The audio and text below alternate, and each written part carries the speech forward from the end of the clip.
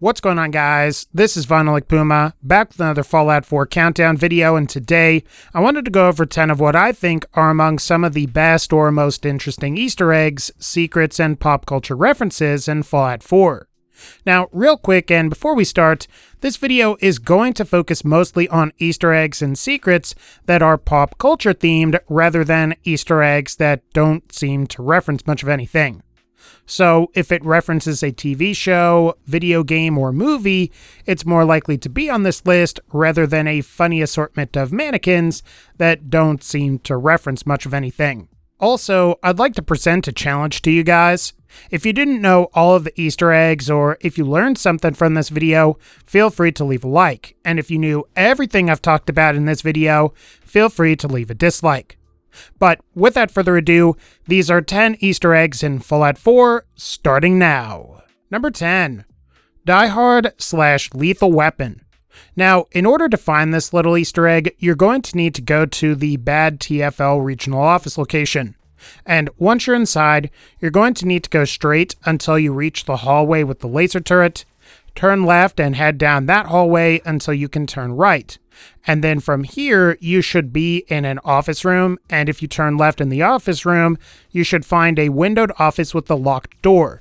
And you can either pick the lock, or you can use the jetpack to jump over the whole thing, and once you're inside, hack the terminal and then access the entry dated to October 22nd, 2077. Once you have, you'll notice that the entry goes on to talk about how WILLISON is destroying private property again, and how GIBBS is putting his life on the line. As you might expect, these are references to Bruce Willis, who played John McClane in the Die Hard movies, while GIBBS is referencing Mel Gibson, who played Martin Riggs in Lethal Weapon. Now, it's worth mentioning that this location also has some other Easter eggs. For example, there's a file on Opie Hearst, which is a reference to Opie Hinston from Sons of Anarchy. There's Jake Reds, which is a reference to Jake Blues from the Blue Brothers film. And there's also Lucas Paul Jackson, which is a reference to Lucas Jackson, who was a character in Cool Hand Luke. Ultimately, there's a lot of different Easter eggs or pop culture references in this location, and you should really check it out. Number 9. Star Trek Voyager. Now, I know I mentioned this is a Star Trek Easter egg, however, I think it also could potentially be a STARCRAFT Easter egg as well. Now, this doesn't always occur as it's based on the dialogue of an NPC. However, if you go to the Pridwin, you can talk to Knight Captain Cade, and on occasion, he will say as follows. Please state the nature of your medical emergency. The origin of this line appeared on Star Trek Voyager as the ship's hologram doctor, who was portrayed by Robert Picardo, would say, "Please state the nature of the medical emergency," whenever he was activated. This got adapted into STARCRAFT so that the Terran medic would say, "Please state the nature of your medical emergency," rather than "the medical emergency," which appeared in the original STARCRAFT. And I guess the reason why that's important to bring up is because in Fallout 4, you'll notice that he says "your medical emergency" as opposed to "the medical emergency." With this in mind, I'll go ahead and I'll say that this could be a reference to both Star Trek Voyager and STARCRAFT, but I will say that the fact that Captain Kells is played by Tim Russ, who played Tuvok on Star Trek Voyager, and Robert Picardo plays Alan Bennett in Fallout 4, I'm going to have to say that this may have been intended to be more of a nod to Star Trek Voyager rather than STARCRAFT. Either way, though, I'm pretty sure some fans of Voyager as well as STARCRAFT really liked to see this appear in Fallout 4. Number 8. Alien. Now, this next Easter egg references 1979's Alien with Sigourney Weaver. If you take a moment to observe the flux sensor item that can occasionally be obtained through the Quartermastery side quests that you do for Scribe Halen, you'll notice that there is an interesting set of numbers which read CM-88B 180924609. Now, the CM-88B designation corresponds to the specific ship model that the crew of the Nostromo used in the first Alien movie, while the 180924609 number is the NOSTROMO'S serial number. And to be honest, I've got to say that I'm kind of surprised anyone managed to find this, because this is like a really obscure reference for one, and it's not totally in your face like some of the others that we're going to be going over on this list. Still though, I think this one is pretty cool, and I'm glad we got to see it appear in game. Number 7. The Walking Dead. Given that Fallout 4 has ghouls and that ghouls sort of resemble zombies in their movements, you're probably wondering if there are any zombie-related references or Easter eggs in Fallout 4. Well, you're in luck. If you fast travel to the Collegiate Administration Building, be sure to keep an eye out for what looks like a church, and if you approach the doors and it says Union Hope Cathedral, then you're in the right place. So head through the doors, and once you're inside, you'll encounter a hostile NPC by the name of Father Gabe, who is wearing some pastor's vestments and is one of the few ghouls that will actually attack and be attacked by feral ghouls. It's speculated that given the fact that Father Gabe is in a church and is wearing pastor's clothing, that he is a reference to Gabriel Stokes from the Walking Dead TV show and comic book. The fact that the other ghouls attack him could definitely be a sign that this is the case, as most other sentient ghouls like Oswald the Outrageous or Overseer Barstow have friendly/non-hostile relationships with feral ghouls. Otherwise, why would the ghouls attack Father Gabe and not attack Barstow or Oswald? Either way, this is a pretty cool Easter egg, and it's nice to see at least one zombie pop culture reference in Fallout 4. Number 6. The WWE'S WYATT family. Now, if you've played the Far Harbor DLC, it includes a WWE reference at the Haddock Cove location. If you manage to get to Havoc Cove and defeat all of the Mirelurks there, you can explore around and encounter the bodies of some dead raiders that go by the names of Bray Husky, Braun, Luke, and Rowan. You can also encounter full holotapes that detail some of the Husky family's exploits as well. Now, if you watch a lot of WWE, or if you're just familiar with the WYATT family, then you'll know that the name Bray Husky is a reference to wrestler Wyndham Lawrence Rotunda, who goes by the ring name of Bray Wyatt, and used to go by the ring name of Husky Harris, hence the name Bray Husky. The other Husky family names, which are Braun, Luke, and Rowan, are references to the other members of WWE's WYATT family, as Braun is a reference to Braun Strowman, Luke is a reference to Luke Harper, and Rowan is a reference to Eric Rowan. While I don't follow the WWE personally, it is kind of neat to see it referenced here in Fallout 4, and particularly in the Far Harbor DLC, because that would be the last place I would expect it. Number 5. Titanic. This is another one in Fallout 4's Far Harbor DLC.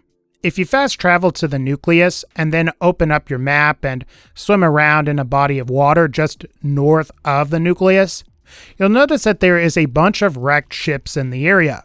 And if you look carefully, you should be able to find a red door with a female skeleton wearing a dress laying on top, while another skeleton appears to be holding on with his lower torso and legs submerged into the water. Now, if you've seen Titanic, at the very end of the movie and amongst all of the wreckage of the downed Titanic, there's a scene in which Jack, who is played by Leonardo DiCaprio, is holding onto a piece of wood, while Rose, who is played by Kate Winslet, is laying on top of the wood. In fact, that particular scene in the movie looks very similar to the scene that we're seeing here. Of course, I suppose it's worth mentioning that Kate Winslet's character doesn't die in the movie.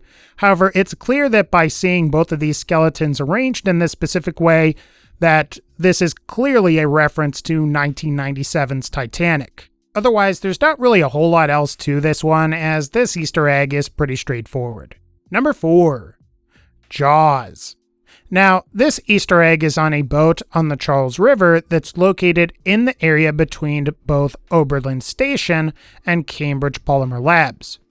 If you can get on the boat, you'll notice that there is this weird mutated dolphin with teeth that's been posed next to a skeleton that's wearing what appears to be a blue shirt and blue bandana while also being near a machete. As you might guess, this is clearly a reference to Jaws, where one of the main characters that goes by the name Quint is wearing a blue bandana and a blue shirt, and ends up getting eaten up by a shark that has managed to dip the rear of the boat. As Quint is being eaten, he is trying to fight the shark back with the machete, hence why you see the machete. It's nice to see a Jaws reference in Fallout 4, and I've got to admit that the mutated dolphin with teeth makes the whole thing look a lot more lighthearted than the actual movie scene is. Number 3. Han Solo from Star Wars. Now, this particular Easter egg is found in the Nuka World DLC in the Nuka Town Market. Make sure you have a jetpack, and once you do, you'll need to go to the Fizztop Mountain building, and once you're inside, you'll need to climb up a bunch of stairs and ramps, and once you can't go up any further, you'll need to use the jetpack to get on top of the stone structure. Once there, you should look for a campfire with a Jangles the Moon Monkey, and if you look closely in the area surrounding the campfire, you'll see what appears to be a small stone man that's trapped in a box. And if you're a Star Wars fan, then you'll know that this is meant to be a depiction of Han Solo frozen in carbonite. Obviously, this is a reference to Star Wars Episode 5, The Empire Strikes Back, where Harrison Ford's character, Han Solo, is frozen in carbonite and given to Boba Fett to sell to Jabba the Hutt. What strikes me about this whole Easter egg, though, is that it's kind of surprising that it would appear here, because if you didn't have the jetpack customization, or if you didn't think to actually come up here, you would have never seen this thing. There are a few other light references to Star Wars in Fallout 4, like how one of the skill books is called Not the Soldiers You Are Looking For. However, I think this is the most interesting of these Star Wars references. Number 2. The Elder Scrolls. I suppose it's not that surprising that Fallout 4, being developed by Bethesda, would have at least one reference to the Elder Scrolls. If you look on the Pridwin, you can find an experimental plant that looks similar to the Elder Scrolls Nirnroot, with the only difference being that Nirnroot appears to have a more greenish appearance, while Fallout 4's experimental plant is more purplish in color. Just in case you're not convinced of this one, a nearby terminal goes on to describe the experimental plant's properties, which are how the experimental plant likes to grow close to water, and how it also exhibits bioluminescence, much like Nirnroot does. One notable thing about this Easter egg is that it had a bunch of us within the community speculate about whether Fallout and Elder Scrolls took place in the same universe. And while that recently was confirmed as not being true, it is still a pretty cool idea, and at the very least, I am glad to see Nirnroots in Fallout 4. And finally, number 1, Dark Souls. As a fan of the Dark Souls franchise, this is probably my favorite Easter egg, not to mention that it can be quite useful as well. If you start at the Nuka-Cola plant and go to the nearby town of Bradburton, along the way you should come across a couple of houses that are on the left of the dirt road into town. If you check the one in the middle that's the most destroyed, you should find a little shrine with what appears to be a sun with a sword stuck in some coal. There should be a prompt to kindle the sword/coals, and upon doing so, you'll receive some stim packs. Now, if you've played Dark Souls, you'll know that the game's bonfires are basically curved swords that are stuck into some coals with some flames coming out, and during the game, you can rest at these bonfires to restore your health, as well as restore your Estus flask. Ultimately, guys, I'm a pretty big fan of Dark Souls, and it's nice to see it get referenced in Fallout 4. And if we ever do get a Dark Souls 4, hopefully it'll be directed by Miyazaki. Anyway, guys, I think that's going to pretty much wrap up this particular video. If you like this video, feel free to leave a like, click the bell so you can be notified when I upload more videos, and as always, thank you all so much for supporting this channel. Take care, and I'll see you all in the next one.